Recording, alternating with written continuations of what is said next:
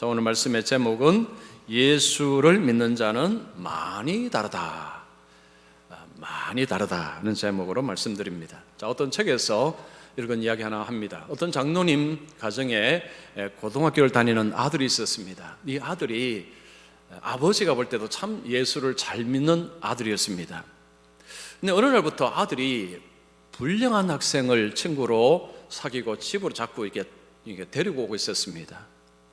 이 아들은 학교에서 이렇게 불량하다고 낙인 찍힌 그 아이를 다른 친구들은 다 멀리하는데 이 아들은 그 친구에게 일부러 가서 그 아들을 이렇게 돕는 그런 아들이었습니다. 그래서 그 불량한 아들과 그 친구와 사귀고 그리고 집으로도 데리고 와서 같이 이렇게 놀곤 했습니다.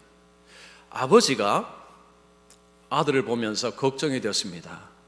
저 불량한 친구와 사귀면 내 아들도 저렇게 될 수도 있을 수 있다라는 생각을 한 것입니다. 그래서 어느 날 아들에게 말했습니다. 아들아, 그 친구 집으로 데려오지 말아라. 내가 보니까 불량한 학생 같은데 그 친구하고 너가 사귀면 너도 그렇게 될까 내가 염려가 된다. 그리고 이것은 하나님의 말씀에도 어긋난다 라고 했습니다. 그러니까 이 아들이 아버지 장로님의 이야기를 듣고 나서 이해를 할 수가 없었답니다.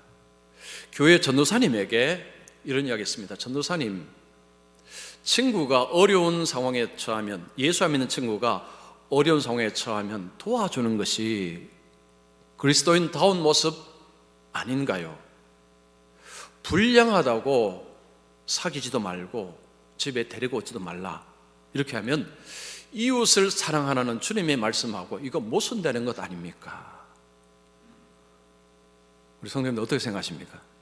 이 아들의 말을 어떻게 생각하십니까? 여러분, 자녀를 키우는 부모는요, 이 장로님의 입장에 충분히 공감할 수 있습니다. 자신의 아이가 불량한 친구를 사귀면 혹시나 불량한 모습이 되지 않을까라는 염려하는 마음을 가지는 것은 그럴 수 있습니다. 보통 이럴 때 자녀들에게 성경을 이렇게 구절을 제시하면 어떤 구절을 제시할까요? 오늘 본문 14절입니다. 이름 14절 보시면 너희는 믿지 않는 자와 멍에를 함께 매지 말라. 이런 말씀을 가지고 야, 불량한 사람, 믿지 않는 친구들하고 그렇게 사귀지 말라. 부모는요, 자녀가 예수 믿는 친구들하고 좀 친하게 지내는 것을 원하면서 이런 구절을 이야기할 수 있습니다. 근데 그 아들의 이야기를 한번 들어보십시오. 불량하다고 사귀지도 말고 멀리하고, 이건 하나님의 사랑, 이웃을 사랑하라는 것하고 이게 맞지 않지 않습니까? 말이 됩니다. 이 14절 구절은 또 많이, 어떨 때 많이 씁니까? 믿지 않는 자와 결혼하지 말라고 할 때, 그죠? 자녀들이 그렇게 이야기할 때 이 구절을 많이 사용합니다. 어제 혹시 이 본문을 읽으신 분 계시면 아이고, 내일 혹시 결혼에 관한 말씀하시는가 이런 생각을 하셨던 분이 혹시 계실지 모르겠습니다. 그런데 오늘은 제가 결혼 이야기가 아니고요, 다르다는 이야기입니다. 오늘 본문은 핵심은 그겁니다. 여러분, 예수 믿는 사람은요, 안 믿는 사람하고 완전히 다르다, 너무 다르다, 이 이야기를 하고 오늘 제가 그 말씀을 드리겠습니다. 여러분, 예수 믿는 사람하고요, 믿지 않는 사람하고는 너무 다릅니다. 많이 다릅니다. 뭐가 어떻게 다를까요? 오늘 제가 두 가지를 말씀드립니다. 먼저 첫 번째입니다. 자, 뭐가 다른가 보십시오. 예수를 믿는 자와 믿지 않는 자는 인생관이 많이 다릅니다. 인생관이 많이 다릅니다. 바울은 지금 그 이야기를 하면서 14절에 유명한 말씀, 우리가 잘 아는 말씀합니다. 너희는 믿지 않는 자와 멍에를 함께 매지 말라. 이 말씀 모르는 우리 성도님들은 아무도 없을 것입니다. 너무너무 잘 아는 말씀입니다. 자, 이 말씀에 이 멍에가 무엇입니까? 멍에는 소 2마리를 끌고 쟁기질할 때 소 목덜미에 이 나무, 굽은 나무로 된 것, 이 소 2마리의 목덜미에 얹습니다. 얹어서 소 2마리가 쟁기질을 할 수 있도록 그렇게 묶어주는 것이 멍에입니다. 바울이 지금 이 말씀할 때 구약의 말씀을 염두에 두고 이 말씀을 합니다. 신명기에 비슷한 말씀이 있습니다. 너는 소와 나귀를 결의하여 갈지 말며. 신명기 22장 10절에 이 말씀이 있습니다. 결의하다는 것은 두 마리를 쟁기질하는 것입니다. 즉 두 마리의 멍에를 세워서 쟁기질하는 것이 결의하는 것입니다. 자, 하나님께서 이스라엘 백성들에게 소와 나귀를 같이 묶어서 쟁기질 시키지 말라, 이 말씀을 한 것입니다. 왜 이런 말씀하셨을까요? 소와 나귀, 다른 종류의 짐승을 이렇게 묶어서 하게 되면요, 한쪽이 괴로움을 당합니다. 크기도 다르고 속도도 다릅니다. 그래서 하나님이 이 동물이 고통을 당하는 것을 염려하셔서 동물 학대를 염려하셔서 이렇게 하지 말라고 하셨을까요? 물론 그렇지 않습니다. 핵심은요, 혼합을 금지하는 것입니다. 혼합하지 말라는 것입니다. 정확히 말하면요, 신앙을 섞지 말라는 거죠. 보통 정상적인 사람은 소와 소를 묶어서 쟁기질 시킵니다. 소와 소를 묶어서 쟁기질하는 거하고 소와 나귀를 묶어서 쟁기질하는 것, 여러분 둘 중에 어느 것이 더 잘 될까요? 소와 소를 묶어서 쟁기질하는 것이 잘 되는 것입니다. 마찬가지라는 거죠. 여러분, 신앙에 다른 것들이 섞이기 시작하면 하나님을 순수하게 거룩하게 믿을 수가 없습니다. 그래서 이 말씀은 혼합하지 말라는 것은요, 신앙의 순수성, 신앙의 거룩성을 훼손하는 섞임을 하지 말라, 동화되는 것을 주의하라, 그 말씀입니다.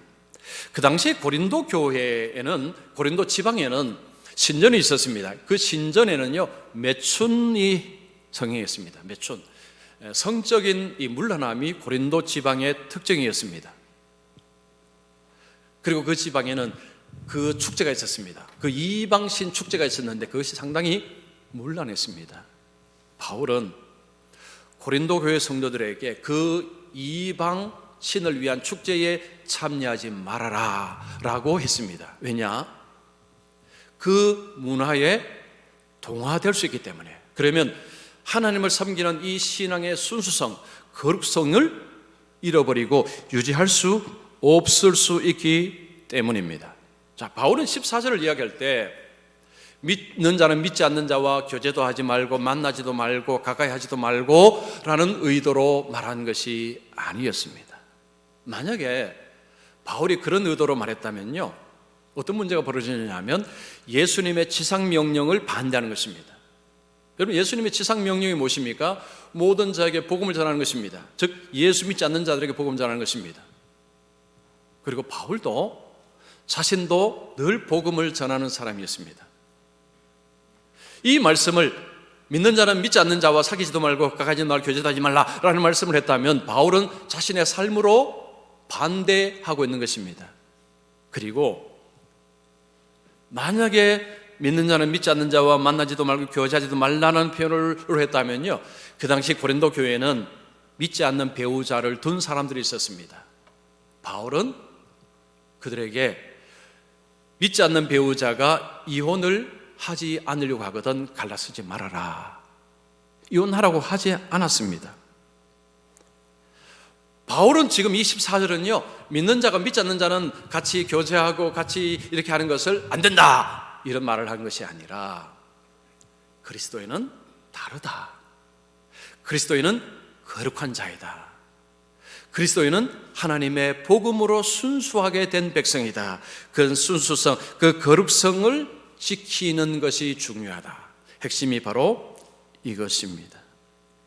여러분, 예수 믿는 사람은 믿지 않는 사람하고 삶의 방향과 모습이 달라도 완전히 다릅니다. 바울은 그리스도인과 비그리스도인이 다르다는 것을요, 5가지 사례를 가지고 설명을 합니다. 비유로 설명합니다. 자, 첫 번째는요, 14절 보시면 의와 불법이 어찌 함께 하며. 의와 불법이라는 것은 같이 섞일 수가 없습니다. 의와 불법. 예수 믿는 사람은요, 하나님의 의를 받은 사람입니다. 믿음으로 하나님의 의로우심을 받은 사람입니다. 그래서 예수 믿는 사람은 하나님의 의로움을 받아서 의로움을 추구합니다. 의를 추구합니다. 그러나 믿지 않는 사람은요, 여기에 아무 관심이 없습니다. 즉 하나님의 법에 관심이 없어서 즉 불법의 삶을 살 수밖에 없습니다. 다르다는 것이죠. 많이 다르다는 것입니다. 두 번째는요, 14절 마지막에 보시면 빛과 어두움이 어찌 사귀며. 여러분, 빛하고 어두움은요 같은 공간에 같이 할 수 없습니다. 빛이 오면 어두움은 물러갑니다. 성경에서 빛은 하나님의 진리요 복음입니다. 이것을 빛이라고 이야기합니다. 어두움은 보통 거짓, 악을 어둠이라고 이야기합니다.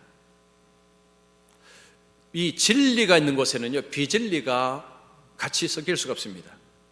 거짓된 곳에는 진리가 들어갈 수 없고 진리가 있는 곳에는 거짓이 들어갈 수 없습니다.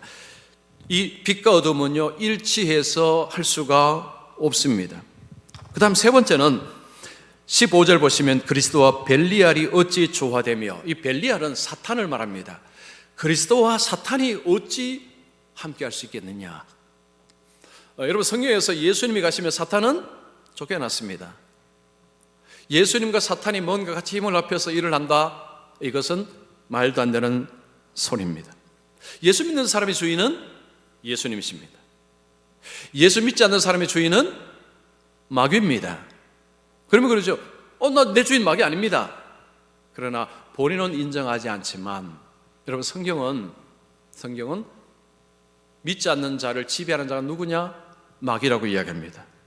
자, 우리 성경 요한일서 3장 8절 말씀, 그 말씀입니다. 우리 같이 읽습니다. 시작. 죄를 짓는 자는 마귀에 속하나니 마귀는 처음부터 범죄함이라. 여기서 죄를 짓는다는 것은 예수님 밖에서 죄를 짓는 걸 말합니다. 마귀에게 속했다는 것은 마귀가 주인 노릇하고 있다는 이야기입니다. 어떻게 같이 일치할 수 있겠느냐? 그 다음 네 번째는 믿는 자와 믿지 않는 자가 어찌 상관하며, 15절에 이 상관하다는 표현은요 동력하다, 동업하다 라는 의미가 있습니다. 동업하다. 예수 믿는 자하고 믿지 않는 자가 동업을 하는 것이, 여러분, 이거 하면 잘 될까요, 안 될까요? 이거 어렵습니다. 자, 주일에 관해서 믿는 자는 주일에 문 닫아야 됩니다. 예수 믿는 사람은 무슨 소리입니까? 주일날 장사 잘 되는데. 갈등이 일어납니다. 이 갈등이 일어날 때 이 갈등을 피하기 위해서는 믿는 자가 신앙의 타협을 하기가 쉽습니다. 타협을 안 하게 되면 어떻습니까? 동업이 깨어집니다. 믿는 자와 믿지 않는 자는요 동력하고 동업하는 것은 어려운 일입니다. 그 다음 마지막 다섯 번째는 하나님의 성전과 우상이 어찌 함께 할 수 있느냐. 이 말은요 성전에 우상이 같이 세워지는 것입니다. 그래서 우상도 섬기고 하나님도 섬기고, 이런 일은 있을 수가 없는 일입니다. 좀 바울은 다섯 가지를 가지고 그리스도인이 믿지 않는 자, 믿는 자와 믿지 않는 자가 같이 일치되어서 함께 뭔가를 한다는 것은 어려운 일이다, 그 이야기를 하고 있습니다. 믿는 자와 믿지 않는 자가 왜 어렵습니까? 인생관이 달라서 그렇습니다. 지금 이 다섯 가지 사례를 가만히 보면요 인생을 보는 관점, 인생의 태도가 다 다릅니다. 세계관이 다릅니다. 가치관이 다릅니다. 돈을 보는 관점이 다릅니다. 일을 보는 관점이 다릅니다.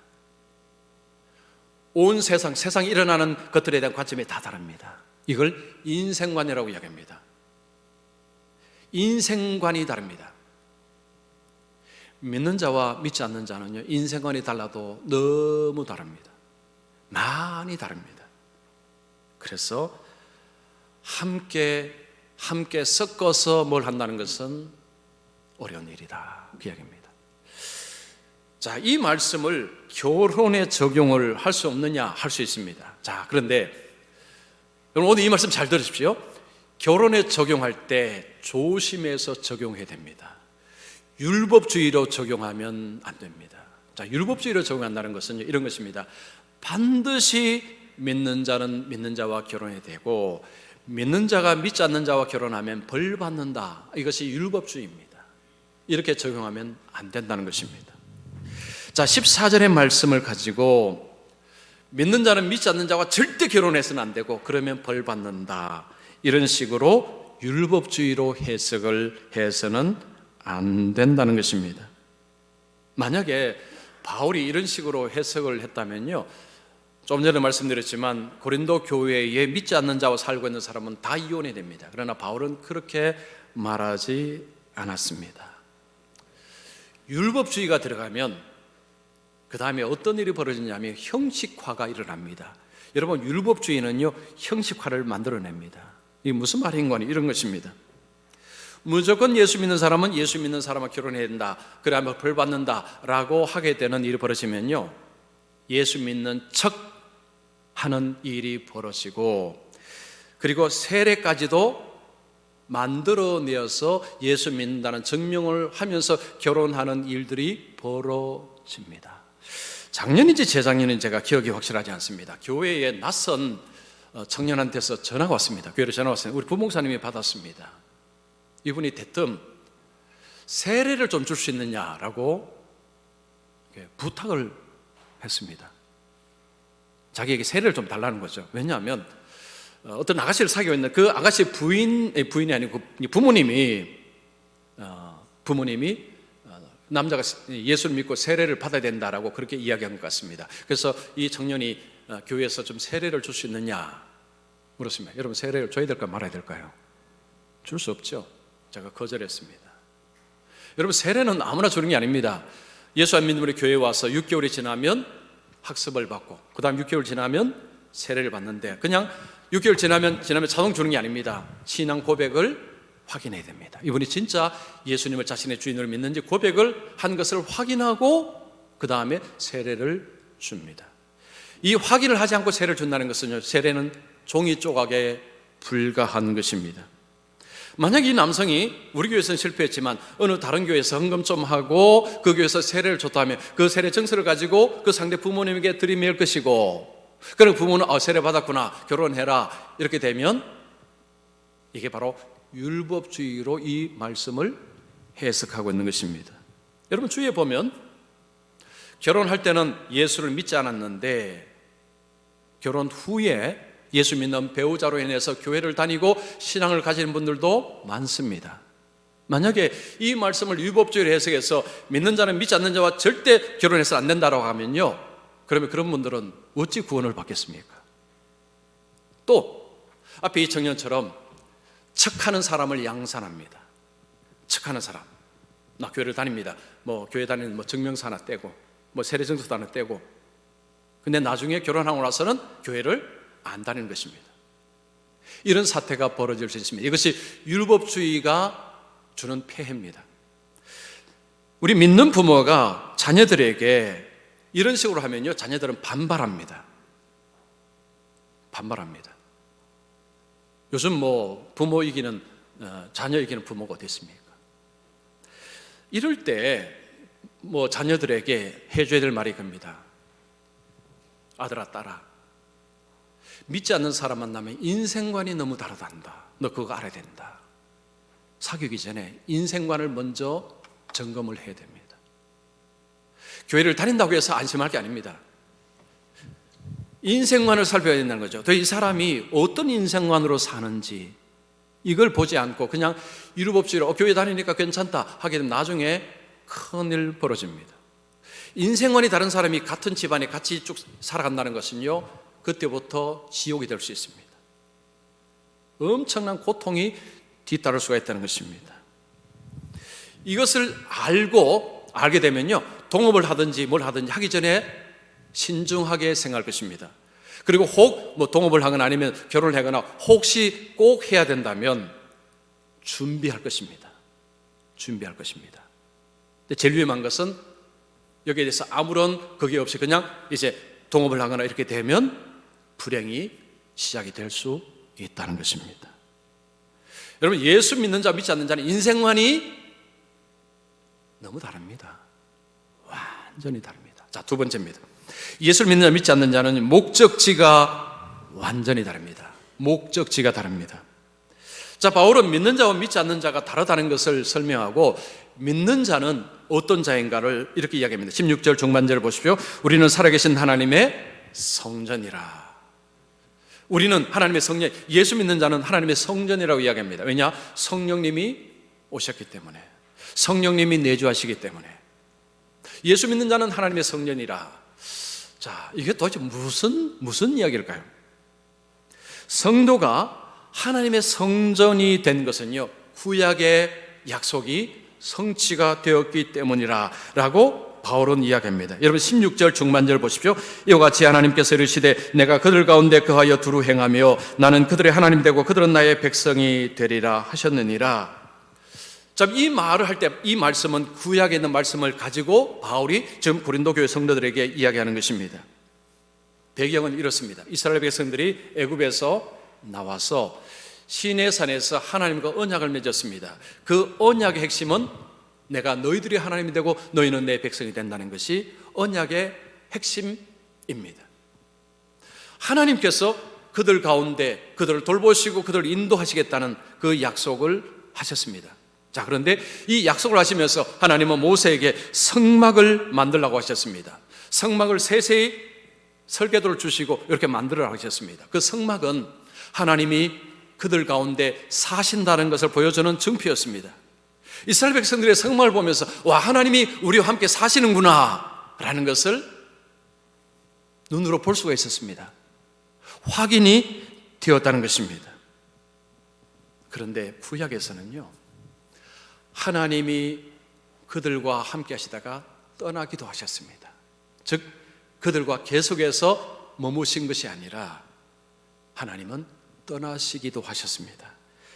그런데 신약에서 지금 바울은 성도들에게 너희들이 하나님의 성전이다. 그 말은 뭐냐면 하나님이 너희들과 영원히 함께 하신다. 바로 그 이야기인데, 그러면 어떻게 이런 일이 벌어졌느냐? 구약에 보면요, 하나님이 그 약속하셨습니다. 내가 내 백성들과 함께 영원히 거할 것이다. 그 약속을 어디 하셨는가? 여러분 에스겔 37장 26절 27절의 그 약속입니다. 자, 이거 중요한 것입니다. 우리 같이 읽겠습니다. 시작. 내가 그들과 화평의 언약을 세워서 영원한 언약이 되게 하고 또 그들을 견고하고 번성하게 하며 내 성소를 그 가운데에 세워서 영원히 이르게 하리니 내 처소가 그들 가운데 있을 것이며 나는 그들의 하나님이 되고 그들은 내 백성이 되리라. 여기 보시면 영원한 언약, 그리고 내 성소를 그 가운데 세워서 영원히 이르게 하리니 내 처소가 그들 가운데 있을 것이며, 지금 에스겔을 통해서 하나님이 약속하셨습니다. 이제 장차 때가 되면 하나님이 하나님의 백성들과 함께 영원히 거할 것이다. 그 약속을 하셨고 그 약속이 신약에 와서 성취가 된 것입니다. 예수님이 이 땅에 오셨습니다. 하나님이십니다. 하나님이 오셔서 백성들 가운데 같이 사셨습니다. 근데 그 예수님은 승천하셨습니다. 그리고 성령이 오셨습니다. 성령이 각 예수 믿는 자의 삶 속에 역사하셔서 함께 하심을 통해서 이 에스겔의 그 약속이 성취가 되었다는 것이 바로 지금 바울의 이야기입니다. 그러면서 너희는 하나님의 성전이다. 그래서 부정한 것과 같이 섞일 수 없다. 여러분 17절 보십시오. 그러므로 너희는 그들 중에서 나와서 따로 있고 부정한 것을 만지지 말라. 그러므로 너희는 하나님의 거룩한 백성이니 부정한 것과 같이 섞일 수 없다. 이 말씀하는데 이 말씀도 구약 이사야에 나오는 말씀을 바울이 다시 이야기하는 것입니다. 이사야에 이런 말씀이 있습니다. 너희는 떠날지어다 거기서 나오고 부정한 것을 만지지 말지어다. 이사야 52장 11절에 이 말씀이 있는데, 이 말씀은 이스라엘 백성들이 바벨론 포로에서 이제 본토로 돌아오는 상황입니다. 빨리 떠나라는 것입니다. 그 문화는 우상 문화입니다. 거기서 떠나라 그 말씀을 지금 바울은 고린도 교회 성도들에게 그 말씀을 가지고 그들에게 적용시킵니다. 하나님은 우상 문화 속에 있는 그들을 떠나기를 원하신다. 너희도 이 우상 문화 속에 섞이지 말아라, 참여하지 말아라, 그 이야기를 하고 있는 것입니다. 구약의 백성들이 바벨론에서 나와서 하나님은 그들을 모으시고 그들을 받아주셨다. 여러분 17절 하반절 보십시오. 내가 너희를 영접하여, 이 표현은 구약의 이스라엘 백성들을 이제 그 땅에서 건져내어서 본토로 모아들이는 광경인데, 이것이 신약에 오면 어떤 의미냐 하면 예수 안에서 하나님의 백성들을 영접하시는 것입니다. 예수 믿는 자를 하나님이 영접하시는 그 모습을 이야기하는 것입니다. 하나님은 거룩한 자들을 영접하여서 그들을 자녀로 삼으시고 내가 아버지 되겠다라는 약속합니다. 18절 보십시오. 너희에게 아버지가 되고 너희는 내게 자녀가 되리라 하신 전능하신 주의 말씀이니라 하셨느니라. 구약에서 하나님께서 때가 되면 내가 백성들을 내 자녀로 삼겠다. 그런데 이 약속은 예수님이 오셔서 성취가 됐습니다. 예수님이 뭐라고 하셨습니까? 예수를 믿는 자는 다 하나님의 자녀가 되는 권세를 주셨나니. 지금 바울은요, 구약의 이런 약속들이 성취가 되어서 너희들에게 성취가 되었다, 그렇게 이야기를 하는 것입니다. 믿는 자는 그 하나님의 약속이 성취가 된 자라는 거죠. 그러면서 바울은 이야기하는 것이, 그래서 너희는 다르다는 것입니다. 예수 믿는 자는 그래서 다르다는 것입니다. 달라도 너무 다르다는 거죠. 예수 믿는 자들은 하나님의 그 부르심을 받아서 성령께서 내주하시는 자기 때문에 어떻게 사느냐? 부정한 것을 멀리하는 삶을 살아갑니다. 7장 1절 보십시오. 그런즉 사랑하는 자들아, 이 약속을 가진 우리는 하나님을 두려워하는 가운데서 거룩함을 온전히 이루어 육과 영의 온갖 더러운 것에서 자신을 깨끗하게 하자. 이 약속을 받은 자, 예수 믿는 자는 이 약속이 성취된 자입니다. 어떻게 살라고요? 깨끗함을 사모하고 거룩함을 지키는 삶을 살자. 이것이 옳다. 예수를 믿는다는 것은 왜 다르냐 하면 거룩함을 추구합니다. 그래서 다릅니다. 깨끗한 것을 추구합니다. 그래서 다릅니다. 지금 바울은요, 약속을 이야기하는데 그 약속의 핵심이 너희는 하나님의 성전이다, 그 이야기를 하면서, 여러분, 하나님의 성전이라는 게 뭘 의미합니까? 하나님이 우리와 함께 사신다. 이것이 성전의 말의 핵심입니다. 자, 오늘날 예수 믿는 우리는 성령이 우리 속에 함께 하심으로 하나님이 우리와 함께 사십니다. 언제까지요? 영원히. 그래서 바울은 이 땅에서 우리가 하나님과 함께 사는 것을 끝나는 게 아니고 영원까지 이어지고, 그리고 천국을 묘사할 때 뭐라고 묘사하느냐 하면 하나님과 함께하는 삶으로 묘사합니다. 여러분, 빌립보서 1장 23절 우리 같이 읽습니다. 시작.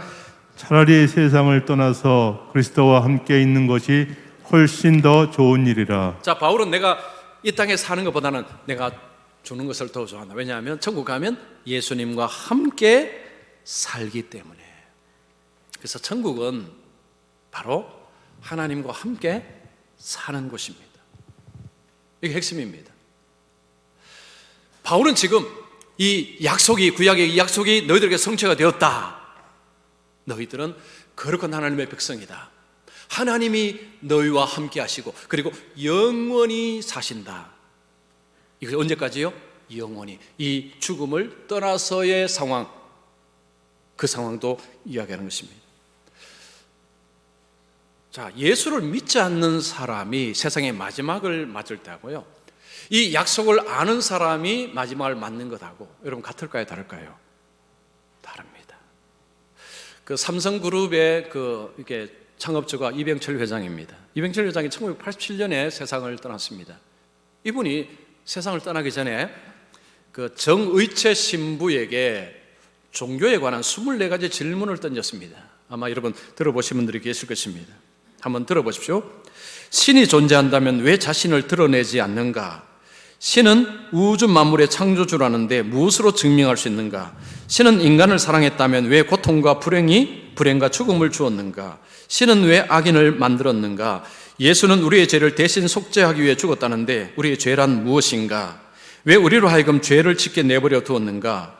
성경의 부자가 천국에 가는 것을 낙타가 바늘구멍에 들어가는 것에 비유했는데 부자는 악인이란 말인가? 마지막 질문은 지구의 종말은 있는가? 이분이 이 질문을 던지고 병세가 악화되어 답을 못 듣고 세상을 떠났습니다. 여러분, 이분이 마지막에 왜 이런 질문을 던졌을까요? 이분은 성공한 사람입니다. 다 불안한 사람입니다. 재물도 많이 가진 사람입니다. 근데 왜 마지막에 이 질문을 했을까요? 그 성공, 그 재물이 그에게 만족을 주지 못한 것입니다. 그 마지막에 그것이 별로 도움이 되지 않은 것입니다. 그는 인생의 마지막에 진짜 인생에 중요한 것이 뭔가를 고민하기 시작했습니다. 그런데 고민에 대한 답을 얻지 못하고 세상을 떠났습니다. 그는 죽음 이후에 이제 그 답을 얻었을 것입니다. 인생은 이 땅에서 영원히 사는 것이 아닙니다. 누구도 이 땅에서 영원히 살지 못합니다. 믿는 사람이든 믿지 않는 사람이든 이 땅에 사는 인간을 나그네라고 표현합니다. 여러분, 예수 안 믿는 사람도 똑같이 이야기하고요, 예수 믿는 사람도 성령도 나그네라고 이야기합니다. 이 땅에서 살다가 떠나기 때문에 나그네라는 표현을 씁니다. 나그네로 사는 사람에게 돈도 필요합니다. 성공도 필요한 건 사실입니다. 그러나 그것이 온전히 만족을 줄 수는 없다는 것입니다. 최희준 씨, 세상을 떠났지만 이분이 부른 노래, 유명한 노래, 제가 한번 불러볼까요? 인생은 나그네 길 어디서 왔다가 어디로 가는가. 다 아시죠? 네, 우리 대한민국 사람이 정말 좋아하는 노래입니다. 인생은 나그네라는 거죠. 예수 믿지 않는 사람도 나그네라고 이야기합니다. 세상에 두 종류의 나그네가 있습니다. 하나는 순례자로서의 나그네가 있고요, 또 하나는 방랑자로서의 나그네가 있습니다. 순례자는 성지를 향해서 가는 사람이 순례자입니다. 방랑자는 목적지가 없습니다. 이리저리 떠도는 나그네가 방랑자입니다. 두 종류의 나그네만 있습니다. 여기 아니면 저기입니다. 자, 우리 성도님들은 순례자로서의 나그네로 살아가십니까? 아니면 방랑자로서의 나그네로 살아가십니까? 예, 그렇죠. 순례자의 나그네로 살아가실 것입니다. 자, 이 두 나그네가 살다가 만났습니다. 같이 길을 갑니다. 두 길을 만납니다.